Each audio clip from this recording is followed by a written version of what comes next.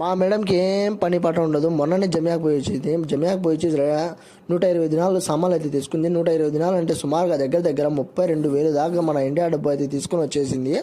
అయినా కూడా దానికి ఇంకా సరిపోలేదు అని మళ్ళీ నాకైతే పంపించింది. అక్కడ జబ్దా లేదంట. జబ్దా కోసం అయితే మళ్ళీ నాకు జమ్యాకు అయితే పంపించింది. అన్ని సామాన్లు తెచ్చుకొని జబ్దా తెచ్చుకోవడం మర్చిపోయింది. ఒక వస్తువు కోసము 100 సార్లు తిప్పుతూ ఉంటారు ఇల్లు.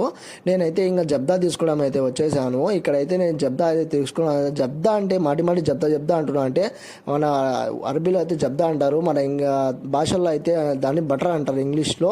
ఆ బటర్ తీసుకోవడం కోసం అయితే నేను వచ్చేసాను. ఇది సంఖలో పిల్లిని పెట్టుకుని ఊరంతా ఎతికాను దీనికోసము. ఇది ఒక్కొక్కటి వచ్చి 275 ఫిల్స్ అయితే పడింది మనకైతే. ఇది తీసుకున్నాను. ఇంకా తీసుకొని నాకు దొరికేసింది.